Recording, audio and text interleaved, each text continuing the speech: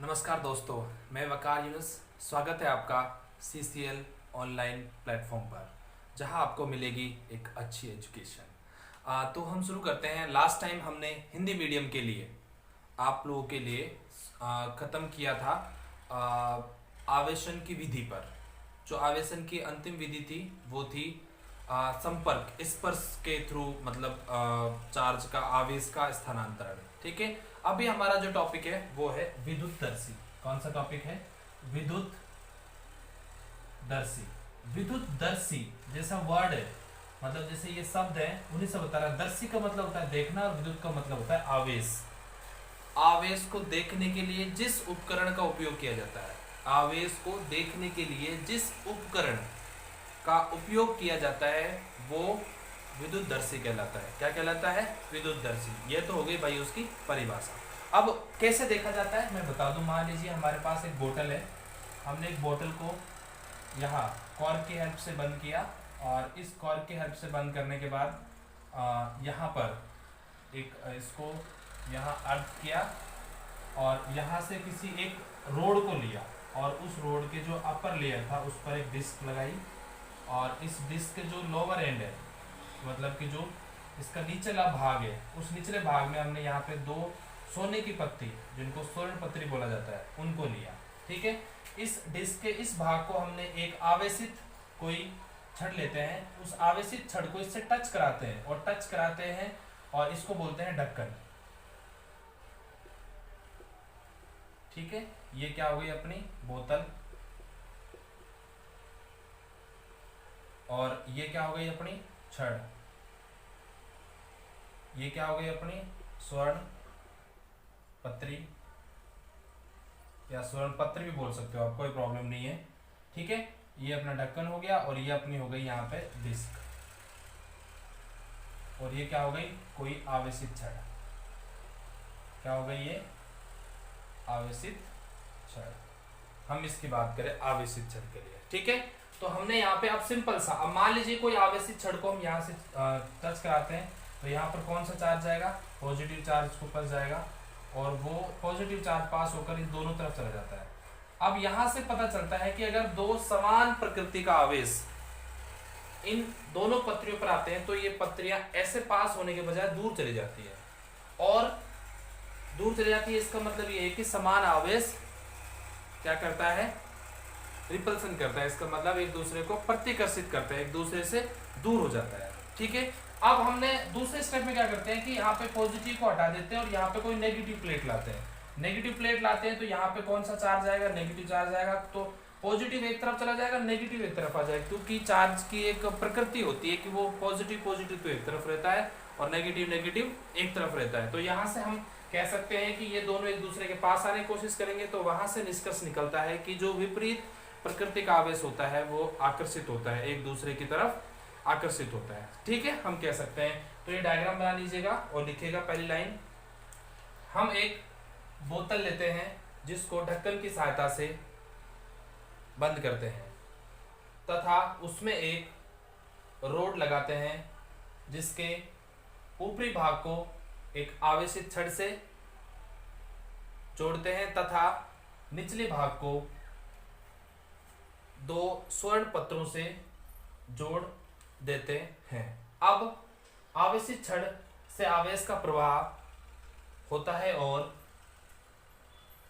सोने की पत्रियों के पास आकर फैल जाता है। जैसे ही स्वर्ण पत्री आवेशित होती हैं, इनमें प्रतिकर्षण आ जाता है। तो यहां से यह निष्कर्ष निकलता है कि समान प्रकृति का आवेश एक दूसरे को प्रतिकर्षित करता है, तथा अब यदि डिस्क को कोई ऋण आवेश छड़ से जोड़ा जाए, तो ऋण आवेश स्वर्ण पत्री में आ जाता है। अब आवेशों की प्रकृति अलग अलग होने के कारण सोने की पत्री एक दूसरे के पास आने का प्रयास करती हैं। तो यहां से निष्कर्ष निकलता है कि विपरीत आवेश एक दूसरे को आकर्षित करते हैं। ठीक है, ये निकलना है। और लास्ट में लिख दीजिएगा उपरोक्त प्रयोग से यह सिद्ध होता है कि आवेश के गुण को, ये आवेश एक गुण है जिसे वस्तुओं पर महसूस या देखा जा सकता है। ठीक है, फुल स्टॉप। उसके बाद हमारा जो अगला टॉपिक है वो ये है आवेशों का गुण। अगला टॉपिक लिखेगा आवेशों का गुण। व्युत्पत्ति के बाद जो हमारा अगला टॉपिक है वो है आवेशों का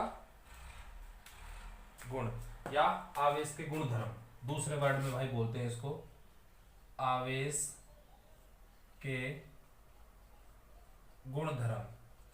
हम आवेश के गुणधर्म की बात करते हैं यहाँ पे कि आवेश के गुणधर्म क्या है। यहाँ पे 4-5 करीबन 5 से 6 आवेश गुणधर्म है। आप देखना, सबसे पहला है योज्यता। योज्यता का मतलब होता है जुड़ना, आवेशों की योज्यता। ठीक है, आवेशों की, विद्युत आवेशों की योज्यता। आप पूरा लिख लीजिएगा, विद्युत आवेशों की, विद्युत आवेशों की योज्यता। ठीक है, अब देखना योज्यता में क्या होता है। योज्यता का वर्ड है जुड़ना। ठीक है, और आवेश आप जानते हो, आवेश का मतलब आवेश का जुड़ना क्या कहलाता है, योज्यता बोलते हैं। लेकिन इसके अंदर किसी विलगित निकाय में, किसी विलगित निकाय में सभी प्रकार के आवेशों का, सभी प्रकार के आवेशों का जुड़ना विद्युत आवेशों की योज्यता कहलाता है। विद्युत आवेशों की योज्यता कहलाता है। अब इसमें जैसे यहां लिख देना आप, जैसे कैसे कैसे जुड़ सकता है भाई। देखो, मान लीजिए हमारे पास ये कोई विलगित निकाय है, इसमें -Q1 है, -Q1 है कोई यहाँ पे कोई +Q2 है, कोई यहाँ -Q3 है, कोई यहाँ पर Qn है प्लस, कोई यहाँ पे +Q4 है। ठीक है, तो यहाँ पे टोटल योज्यता Q, तो यहाँ पे अपन कर देंगे -Q1 प्लस Q2, ऐसे भाई ब्रैकेट में कर देना ताकि आप प्लस -Q3 प्लस Q4 और प्लस Qn, ये डैश डैश लगा देना। ठीक है, plus dash dash dash plus Qn। अब इसको अपन सॉल्व कर सकते हैं, -Q1 plus Q2 -Q3 plus Q4 plus dash dash dash plus Qn। ये क्या हो गया, इसका एक फॉर्मूला हो गया समेशन Q। इसको क्या बोलते हैं, आवेशों, विद्युत आवेशों की योज्यता। ठीक है, जो इसका अगला गुणधर्म है उसकी हम बात करें वो है विद्युत आवेश की निश्चलता। विद्युत आवेश की, पहला हो गया कंप्लीट। दूसरा है विद्युत आवेश की निश्चलता।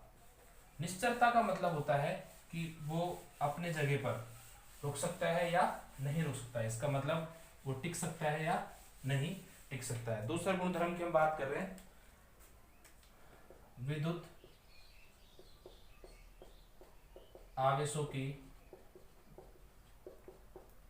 निश्चलता। निश्चलता का मतलब टिकना, समझ रहे हो आप। इसका मतलब अगर मैं सिंपल वर्ड में बोलूं टिकना, और आवेश जानते हो आप, तो आवेश का टिकना क्या कहलाता है, विद्युत आवेशों की निश्चलता कहलाता है। तो लिखेगा इसके अंदर, किसी आवेश को यदि एक स्थान से दूसरे स्थान पर ले जाया जाए, एक स्थान से दूसरे स्थान पर ले जाया जाए, तो उसके मान पर कोई प्रभाव नहीं पड़ता है, कोई प्रभाव नहीं पड़ता है। तो लीजिएगा Q गतिशील, भाई गतिशील पे भी कोई प्रभाव नहीं पड़ता, बराबर Q विराम अवस्था। विराम अवस्था में वही रहता है वो, और गतिशील अवस्था में भी यही रहता है। इसका मतलब इस पर कोई प्रभाव नहीं पड़ता। आप इसमें एक डायग्राम और बना दीजिएगा, लिख दीजिएगा कि यहाँ पे CQ1 पोजीशन थी, एक Q चार्ज था, यहाँ चला गया Q2 पर, मतलब x1 और y1 से लेके x2 y2 तक, तो इसके ऊपर कोई प्रभाव यहाँ पर नहीं हुआ। इसका मतलब जो ये चार्ज यहाँ था वो की वही यहाँ पर है। इसका मतलब इसके ऊपर गति का कोई प्रभाव नहीं पड़ता। गति का प्रभाव पड़ता है विशिष्ट आवेश पर, जो होता है Q/m, उस पर प्रभाव पड़ता है, लेकिन वो हम नहीं पढ़ रहे यहाँ पे, ठीक है। अगर चाहो तो लिखो नोट लाकर, गति का प्रभाव विशिष्ट आवेश पर पड़ता है जो Q/m से प्रदर्शित किया जाता है, प्रदर्शित किया जाता है। थर्ड लिखिएगा विद्युत आवेश का संरक्षण। अगला टॉपिक है अपना विद्युत आवेश का संरक्षण। क्या है टॉपिक? विद्युत आवेश का संरक्षण। तो अगला टॉपिक हम पढ़ेंगे, लिखेगा विद्युत आवेश का संरक्षण। संरक्षण का मतलब होता है जितना है उतना ही रखना, मतलब जितना उतना, मतलब बराबर, इक्वल, मतलब कि कांस्टेंट एक तरह से अगर बात करें तो। और आवेश जानते हो आप, तो आवेश का कांस्टेंट रहेगा, मतलब आवेश ना तो कम हो सकता ना ही ज्यादा हो सकता है। तो लिखेगा यहाँ पे इस के अनुसार ना तो आवेश को उत्पन्न किया जा सकता, ना तो आवेश को उत्पन्न किया जा सकता है और ना ही आवेश को खत्म किया जा सकता है, लेकिन आवेश एक जगह से दूसरी जगह पर स्थानांतरित हो सकता है, ठीक है। एग्जाम्पल लिखिएगा इसका। अगर एग्जाम्पल की हम बात करें, उदाहरण की बात करें, आप उदाहरण लिखिएगा, है ना। अगर उदाहरण की हम बात करें तो जैसे मान लीजिए H2O है, ठीक है। अब यहाँ पे H+ और O-, इसका मतलब यहाँ जो टोटल चार्ज था, मतलब यहाँ पे जो कुल आवेश था, कुल आवेश क्या है भाई? 0, और यहाँ प्लस माइनस कुल आवेश क्या हो जाएगा? 0। तो मतलब यहाँ भी 0 था, यहाँ भी 0। इसका मतलब आवेश क्या है? संरक्षित है, इसके ऊपर कोई प्रभाव नहीं पड़ता है, ठीक है। इस तरीके से अपन इसको लिख सकते हैं, कोई प्रॉब्लम नहीं है, कोई इश्यू नहीं है, ठीक है। अगला जो हमारा इसका पॉइंट है, मतलब जो अगला इसका भाग है वो है आवेश का क्वांटीकरण। क्या है? आवेश का क्वांटीकरण। ये थोड़ा इंपॉर्टेंट है, इसको देखना ध्यान से। क्या है अपना अगला टॉपिक? आवेश का क्वांटीकरण। तो हम अगले टॉपिक की तरफ बढ़ते हैं। आवेश का क्वांटीकरण। क्वांटीकरण, आवेश का क्वांटीकरण। क्वांटीकरण का मतलब होता है पूर्ण संख्या। मैं पहले बता दूं आपको, बहुत सिंपल तरीके से पढ़ा रहा हूं आपको। पूर्ण संख्या मतलब आवेश की पूर्ण संख्या, इसका मतलब ये होता है आवेश की पूर्ण संख्या। लिखेगा इसके अंदर, कोई भी वस्तु पर उपस्थित आवेश इलेक्ट्रॉनों का पूर्ण गुणज होता है। पूर्ण गुणज होता है, पूर्ण संख्या मतलब पूर्ण गुणज होता है, इलेक्ट्रॉनों का पूर्ण गुणज होता है, जिसे आवेश का क्वांटीकरण कहते हैं। जिसका आवेश क्वांटीकरण मतलब एक फिक्स पॉइंट डिजिट, क्वांटीकरण कहते हैं। फॉर्मूला है भाई इसका। फॉर्मूला क्या है? Q = Ne। Q तो है यहाँ पे चार्ज, आवेश, हिंदी में आवेश बोलते हैं, इंग्लिश में चार्ज। इसका है इलेक्ट्रॉनों की संख्या। इलेक्ट्रॉन तो ऐसे लिख दूं मैं, इलेक्ट्रॉनों की संख्या, ठीक है। ये इलेक्ट्रॉनों की संख्या हो गई। ये क्या होता है? इलेक्ट्रॉन। जानते हो इसको तो आप, इलेक्ट्रॉन होता है, ठीक है। E की वैल्यू होती है यहाँ पे 1.6 × 10⁻⁻19 कूलाम। और N और O ये अपन कैलकुलेट कर सकते हैं। ये डिजिट फिक्स होती है E की, जो अपन ने रखा है वैल्यूज, इसको आप लिख लीजिएगा। ये डिजिट क्या होती है? इसकी फिक्स होती है। आप चाहो तो इस पर एक न्यूमेरिकल कर सकते हो। कैलकुलेट मतलब लिखेगा 10 कूलाम आवेश में, ये है न्यूमेरिकल, ठीक है, लिख दीजिएगा न्यूमेरिकल है ये। 10 कूलाम आवेश में, इसी का मतलब कूलाम आवेश में इलेक्ट्रॉनों की संख्या ज्ञात करो। इलेक्ट्रॉनों की संख्या ज्ञात करो, करनी पड़ेगी भाई, ठीक है। तो Q = क्या होता है? Ne। N पूछा है अपने से, तो N = क्या होता है? Q/E। Q कितने भाई अपने पास? 10। इन E इलेक्ट्रॉन क्या है? 1.6 × 10⁻⁻19। कर लो भाई कैलकुलेट। अगर इस पॉइंट को हटा दे तो एक जीरो लग जाएगा। 100 अपॉन 16 इंटू 10⁻19 ऊपर जाएगा तो प्लस हो जाएगा भाई। अब ये 16 बचा, अगर इनको अपन करें कैलकुलेट तो ये करीबन 6 पॉइंट समथिंग आ जाएगा। अगर इसको अपन निकाले, चाहे और थोड़ा स्मॉल कर लो भाई, करीबन 4 से करें तो 4 16 मतलब 4 चौका 16, और इसकी बात करें तो 25 चौका 100, ये होता है ना 25 में। अब 4 का भाग दे लो, करीबन क्या हो जाएगा 6 चौका 24, 2 इंटू 10⁻19। इतने इलेक्ट्रॉन होते हैं भाई, कितने में 10 कूलम आवेश में। ये एग्जांपल भी आप साथ लिख लीजिएगा, ठीक है। अब जो अपना नेक्स्ट है, उस नेक्स्ट जो पॉइंट्स थे यही थे, इन्हीं के बिहाफ पे हम आवेशों के गुणों को प्रदर्शित कर सकते हैं, ठीक है। इसके साथ में अब हमारा जो एक लास्ट पॉइंट वो लिख लीजिएगा, इसमें लिखेगा आवेश एक समान प्रकृति के हो तो प्रतिकर्षित होते हैं, विपरीत प्रकृति के हो तो आकर्षित होते हैं।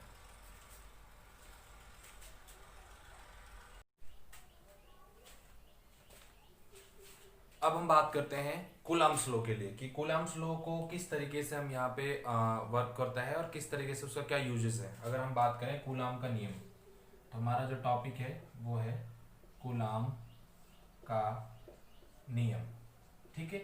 इसके अंदर देखना ध्यान से कि क्या होता है। मान लीजिए हमारे पास कोई दो चार्ज हैं, एक चार्ज हमारे पास है Q1 और दूसरा हमारे पास आवेश है Q2। Q1 आवेश है और दूसरा Q2 आवेश है, इन दोनों के मध्य की जो दूरी है उसकी बात करें तो वो क्या है, स्मॉल r है, ठीक है। तो यहाँ पे कूलम्ब का नियम जो होता है वो स्थिर वैद्युतिकी बल के लिए होता है। किसके लिए होता है, स्थिर वैद्युतिकी बल। और स्थिर वैद्युतिकी बल क्या होता है, उसको किससे रिप्रेजेंट करते हैं, यहाँ से फोर्स से रिप्रेजेंट करते हैं। तो कूलम्ब्स का नियम कहता है स्थिर वैद्युतिकी बल हमेशा दो रुके हुए बलों के मध्य लगता है, ये ध्यान रखना, ठीक है।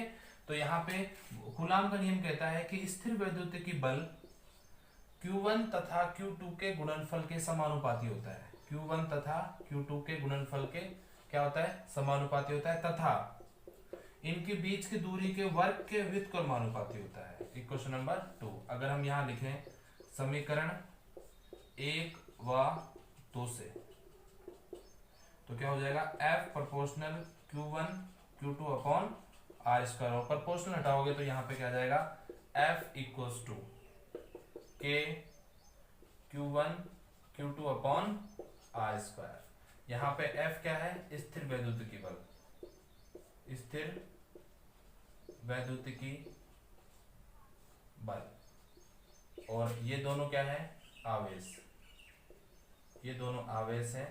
ये क्या है, स्थिर वैद्युतिकी नियतांक, स्थिर वैद्युतिकी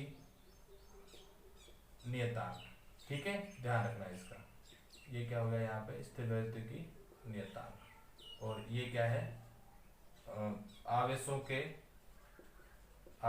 के मध्य की दूरी, मध्य की दूरी। समझ आ गया होगा यहाँ से कि हमने जो स्टडी किया है उसका जो मीनिंग है वो क्या है। सिंपल सा है कि स्थिर कूलम्ब का नियम तो लिखना, इस नियम के अनुसार स्थिर वैद्युतिकी बल दो आवेशों के गुणनफल के समानुपाती तथा उनकी बीच की दूरी के वर्ग के व्युत्क्रमानुपाती होता है। उसके बाद आप ये डायग्राम बनाओगे, फिर ये लिखोगे और यहाँ तक लिख दोगे, ठीक है। अब हम लिखें यहाँ पे K का मान, इस तरीके से डाल लेना। K का मान जो होता है यहाँ पे वो होता है 3 इंटू 10⁹।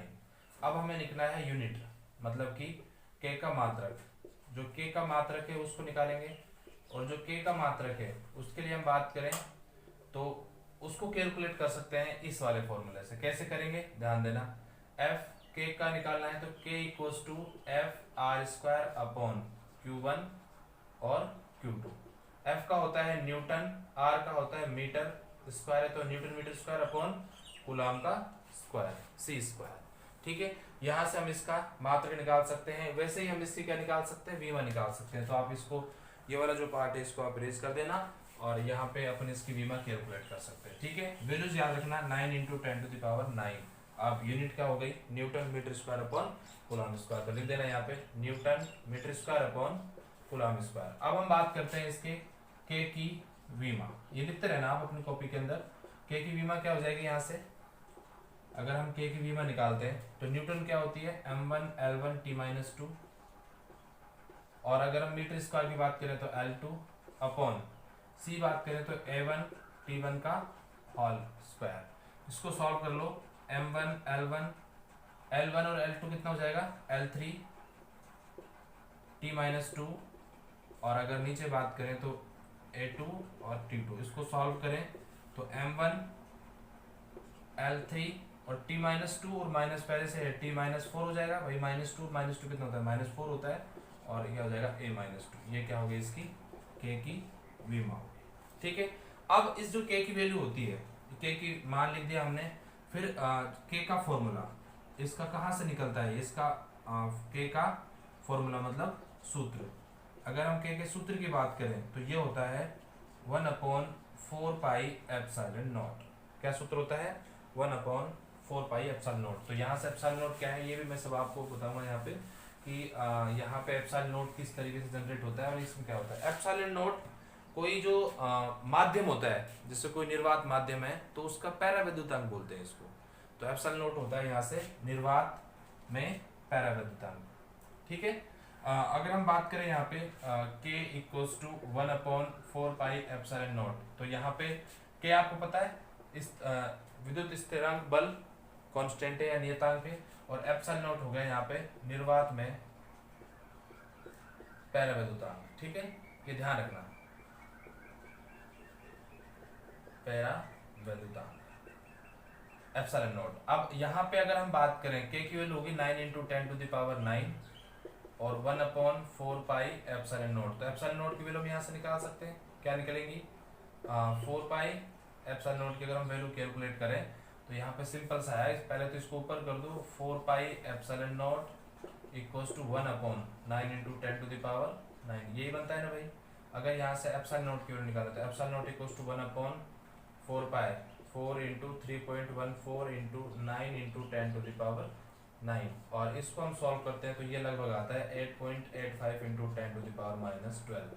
किसकी वैल्यू आ गई, ε0 की वैल्यू हो गई। अब इसका जो मात्रक निकालना है, वीमा निकालनी है, तो मात्रक के लिए बात करें हम तो मात्रक क्या हो जाएगा, इसका फॉर्मूला क्या है, ये है, ये सब कांस्टेंट है, तो इसमें जो है उसको सब मतलब वो उल्टा हो जाएगा। कहने का मतलब ε0 क्या होता है, 1/k होता है भाई, बाकी सारा कांस्टेंट है, बाकी सारा कांस्टेंट है। तो आप चाहो तो पूरे फॉर्मूले लिख लो, क्या हो जाएगा, ε0 की अगर हम बात करें तो 1/4πk हो जाएगा। ठीक है, और ε0 = 1/4π कुछ होता नहीं है, इसका भी कुछ नहीं होता, m0 L0 T0, लेकिन k का होता है, और k की जो डायमेंशन होती है, मात्रक निकाल रहे हैं पहले, डायमेंशन मात्रक के लिए बात कर ले पहले, तो यहाँ पे ε0 = 1/4π कुछ होता नहीं, और k का जो मात्रक होता है वो क्या होता है, newton metre square upon C square, newton metre square upon C square. अब यहाँ पे अगर इसको हम सॉल्व करें तो सी स्क्वायर तो पॉजिटिव हो गया, और न्यूटन -1 और मीटर -2। क्लियर, इस तरीके से हम इसकी यहाँ पे कैलकुलेट कर सकते हैं मात्रक को। तो ये इसका मात्रक हो गया। अब इसमें वीमा निकालें हम, किसकी वीमा, ε0 की, तो क्या हो जाएगी, सी स्क्वायर का मतलब A1T1 का स्क्वायर। यहाँ पे कैलकुलेट करते हैं, सिंपल सा है, थोड़ा सा यहाँ कैलकुलेट करेंगे, देखो ध्यान से। ε0 = सी स्क्वायर मतलब A1T1 का होल स्क्वायर, और m1 L1 T-2 -1 और L2 -1। ठीक है, A1 A2 T2 m-1 L-1 और T+2 हो जाएगा। ठीक है, यहाँ हो जाएगा L-2। ठीक है, अब इसको सॉल्व कर लो तो A2 T2, अब T2 और T2 T4 हो जाएगा ना, और यहाँ से m-1 हो जाएगा, और L-3 -1 -2 कितना हो जाएगा, -3। इसको सीक्वेंस में लिखे हैं तो m-1 L-3 T4 और A2। ये किसकी वीमा हो गई, ε0 की।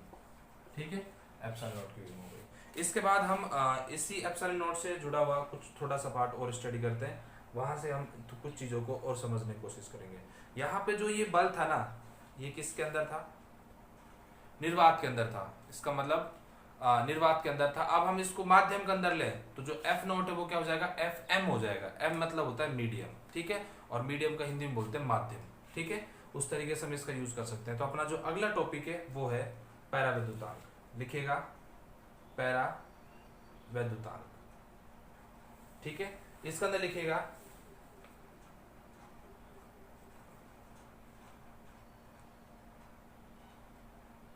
पैराविद्युतांक का जो फॉर्मूला है उसको हम एप्सिलॉन आर से रिप्रेजेंट करते हैं। और अगर हम यहाँ से बात करें एप्सिलॉन आर, तो एप्सिलॉन आर का जो फॉर्मूला होता है वो होता है epsilon M upon epsilon naught, इसको बोलते हैं पैराविद्युतांक, ठीक है, इसको पैराविद्युतांक बोल देंगे। तो हम यहाँ से इसकी जो वैल्यूज होगी उसको बोल सकते हैं। और यहाँ पे जो ये पैराविद्युतांक लिखा था निर्वात पैराविद्युतांक, इसका दूसरा नाम होता है यहाँ पे विद्युतशीलता। क्या होता है, विद्युतशीलता। आप चाहो तो यहाँ पैराविद्युतांक की जगह विद्युतशीलता यूज कर सकते हो। क्यों, अब आप कहोगे सर ये ऐसा क्यों, क्योंकि पैराविद्युतांक टर्म्स को हम यहाँ भी यूज कर रहे हैं, तो आप यहाँ कौन सी टर्म्स यूज कर लेना, विद्युतशीलता। तो होता ये भी है क्योंकि एप्सिलॉन ही है सारे, देखो epsilon R, epsilon M, epsilon naught, इसको विद्युतशीलता इसको बोल सकते हैं, लेकिन इसका नाम पैराविद्युतांक दे दिया, इसका विद्युतशीलता दे दिया, तो इसलिए आप इसको विद्युतशीलता पढ़ लो, निर्वात में विद्युतशीलता, ठीक है। तो अब यहाँ पे लिखेगा पैराविद्युतांक को एप्सिलॉन आर, इसको बोलते हैं एप्सिलॉन, एप्सिलॉन आर से प्रदर्शित किया जाता है, एप्सिलॉन आर से प्रदर्शित किया जाता है। जो माध्यम में विद्युतशीलता, जो माध्यम में विद्युतशीलता तथा निर्वात में विद्युतशीलता के अनुपात के बराबर होता है, निर्वात में विद्युतशीलता के अनुपात के बराबर होता है, ठीक है। नीचे लिखेगा ब्लू लाइन से, यह एक मात्रहीन तथा यह एक मात्रहीन नहीं कर सकते, इसको मात्रक होता है इसका, लेकिन विमाहीन, ये मात्रहीन बोल सकते जो विमाहीन, मात्रहीन तथा विमाहीन राशि है, विमाहीन बिल्कुल है भाई, मात्रक बिल्कुल बोल सकते हो आप, मात्रहीन तथा विमाहीन राशि है, क्योंकि जिस मात्रक इसका होगा वही मात्रक इसका होगा, कैंसिल आउट हो जाएगा, तो क्या हो जाएगा, मात्रक विहीन हो जाएगा, ठीक है। नेक्स्ट लिखिएगा एक संबंध लिखिएगा, संबंध के ऊपर हेडिंग डालिएगा निर्वात तथा माध्यम में स्थिर वैद्युतिकी बल का की जगह मैं संबंध लिखो, मैं संबंध, मतलब कि एफ एम तथा एफ नॉट के मध्य संबंध, आप ये भी लिख सकते हो शॉर्ट फॉर्म में, मध्य संबंध यहाँ पे हम ज्ञात कर सकते हैं। कैसे कर सकते हैं, तो अब सुनना मेरी बात ध्यान से। एफ एम के लिए हम जानते हैं कि, लिखना, हम जानते हैं कि जो एफ नॉट होगा वो हो जाएगा 1/4 पाई एप्सिलॉन नॉट, और Q1 Q2 upon R square, epsilon naught समीकरण नंबर 1। इसी प्रकार एफ नॉट इक्वल टू क्या आ जाएगा भाई, 1/4 पाई एप्सिलॉन नॉट की जगह, सॉरी एफ एम है ये, सॉरी, तो एप्सिलॉन नॉट की जगह क्या हो जाएगा, एप्सिलॉन एम, और क्या हो जाएगा Q1 Q2 upon R square, question number 2। समीकरण 1 2 में 1 का भाग देना, फिर कोई सा दे लेना, का भाग देने पर अगर हम ऐसा करते हैं तो F M upon F naught, F M की वैल्यू क्या होती है, 1/4 pi epsilon M Q1 Q2 upon R square, upon 1/4 pi epsilon naught Q1 Q2 upon R square. ये तो गया भाई कैंसिल आउट, 4 पाई से 4 पाई कैंसिल आउट हो गया। अब यहाँ से रिलेशन निकल के आता है F M upon F naught is equals to, epsilon naught ऊपर गया, एप्सिलॉन एम नीचे, तो epsilon naught upon epsilon M, और हम इसको क्या बोल सकते हैं, अब देखो ध्यान से, F M upon F naught equals to epsilon M upon epsilon naught था, तो यहाँ पे बोल देंगे 1 अपॉन एप्सिलॉन आर।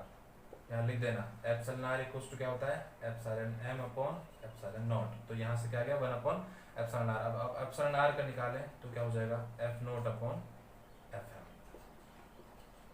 ये किसके बीच में रिलेशन होता है, इसके बीच में रिलेशन, ठीक है। लिख दीजिएगा उपरोक्त संबंध दोनों के मध्य किसको प्रदर्शित करता है, epsilon R equals to F naught upon F M को प्रदर्शित, या इन दोनों के मध्य के संबंध को प्रदर्शित करता है, ठीक है। इसके जो नेक्स्ट वीडियो होगा उसमें हम नेक्स्ट पढ़ाएंगे। जो अभी आपने ये लिखा है, अगर आप पूरी तरीके से संतुष्ट हैं तो आप कमेंट जरूर करिएगा, और उसके बाद जो चीज़ें आपने यहाँ पे सीखी हैं उनके आप नोट्स बनाओगे, तो उन नोट्स को एक बार मुझे इंस्टाग्राम पर आपका जो डिस्क्रिप्शन है वीडियो का उसके अंदर इंस्टाग्राम का लिंक मिल जाएगा, वहाँ पे जाके आप मुझे उसकी जो पिक्चर्स हैं वो सेंड कर सकते हो। नेक्स्ट वीडियो जब भी अपलोड होगा उसमें मैं वो पिक्चर्स आपकी ऐड कर दूंगा, ताकि जो स्टूडेंट्स देख रहे हैं और जो देखने वाले वो आपसे इंस्पायर हों, देखें कि आपने इतने अच्छे नोट्स बनाए, तो उनको भी थोड़ा सा अच्छा लगेगा और वो भी आपसे इंस्पायर होकर इन चीज़ों पे थोड़ा ध्यान देने लगेंगे। Thank you so much.